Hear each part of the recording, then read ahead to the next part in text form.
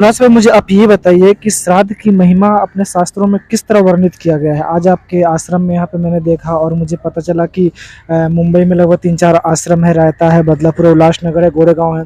हर जगह आज श्राद्ध मनाया गया। तो शास्त्रों में श्राद्ध का क्या महिमा है?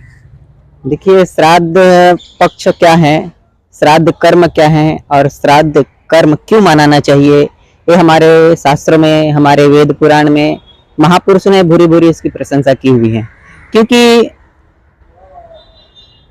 पितृ तृप्ति, देव तृप्ति और यक्ष गंधर्व, यहाँ तक कि जो अकाल मृत्यु के शिकार हुए, ऐसे वैसे जिसका मृत्यु हो गया, उन सबको तृप्त करने का एक प्रावधान महापुरुष ने दिया है। ये अमावस्या के दिन पितृपक्ष में श्राद्ध कर्म के द्वारा उन सब योगियों को, जपी तपी पितृगण सबको तृप्त करने का एक विशेष प्रावधान महापुरुषों ने दिया है श्राद्ध पक्ष में अमावस्या के दिन। अमावस्या कोई खास क्यों है? अमावस्या खास इसलिए है क्योंकि इस दिन और ये पक्ष, श्राद्ध पक्ष, साल में जैसे मनुष्य का 1 साल होता है तो पितृगण का, पितृलोक का 1 दिन होता है। तो 1 दिन भी पितरों को तर्पण करते हैं तो पूरे वर्ष उनको तृप्ति का अनुभव होता है। अच्छा, कुछ लोग कहते हैं कि अगर देवता से पहले अपने पितरों को पूजा करना जरूरी है, ये कहाँ तक सच है? देखो, देवता को हमने तृप्त किया लेकिन पितरों को हमने तृप्त नहीं किया है, तो कई ऐसा देखा सुना भी गया है कि किसी के पितृ दोष होने के कारण उसके पारिवारिक क्लेश, पारिवारिक दुख, पारिवारिक आपसी मतभेद, ये हमने देखा गया है। या फिर उनके घर में पुत्रों का आना, या पुत्र तो आया पर दुराचारी हो गया। लेकिन यही हम पूर्ण विधि विधान से श्राद्ध कर्म करते हैं, श्राद्ध पक्ष का, और पितरों को विधि विधान से तृप्त करते हैं, देवताओं को तृप्त करते हैं, तो उससे हमारे कुल खानदान में एक उच्च आत्मा, उच्च जीवात्मा उस कुल में अवतरित होते हैं, जन्म लेते हैं। तो हमारे कुल का भी एक उद्धारक हो जाते हैं वो। और यही हमने पितृ तर्पण, पितरों को तृप्त नहीं किए हैं या उनको तर्पण नहीं किया, उनको पिंडदान नहीं किया, तो हमारे कुल खानदान में आएगा तो सही, हमारे भाग्य में, हमारे प्रारब्ध में हो पुत्र की, लेकिन वो दुरात्मा भी हो सकते हैं और वो हमारे कुल का उद्धारक नहीं हो सकते हैं। तो आपके कहने का मतलब ये है कि अगर पितृ खुश नहीं है तो यहाँ पे हम सब भी खुश नहीं रह सकते। बिल्कुल, तभी तो महापुरुष ने, भगवान वेद व्यास जी ने गरुड़ पुराण में इसका पूरा वर्णन किया है कि कैसे करना चाहिए, कैसे श्राद्ध तर्पण, पिंडदान, ये सब महापुरुष ने इसलिए बताया ताकि आने वाला पीढ़ी, आने वाला मानव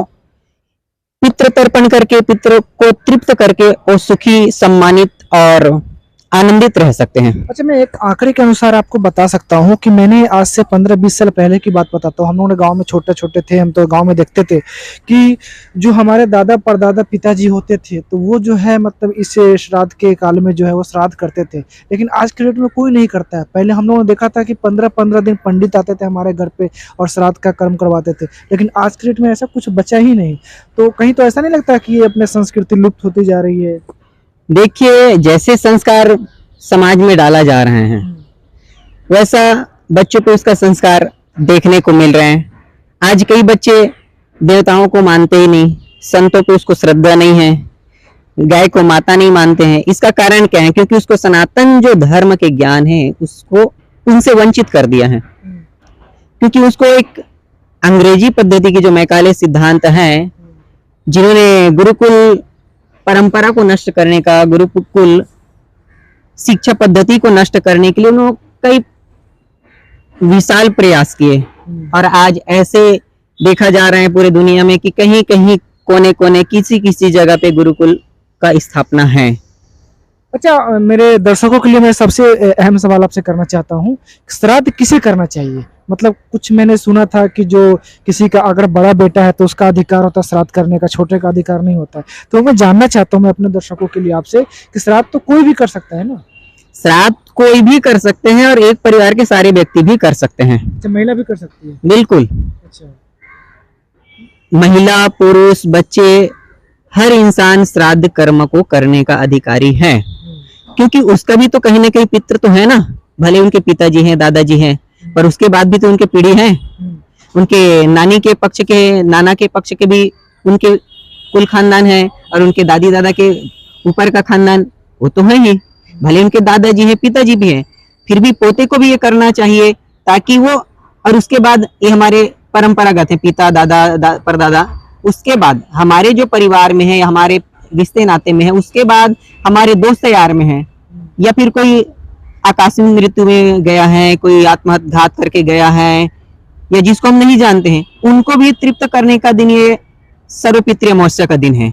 तो हम किसी को भी जो जाने अनजाने हमारे नजरों में है, हमारे ध्यान में है, हमारे ध्यान से बाहर भी है, उनको भी हम आह्वान करते हैं कि देवताओं को, पितरों को, और जो भी गंधर्व को, जपी तपी योगी, सबको आवाहन करके उसको तर्पण के द्वारा उसको तृप्त किया जाता है।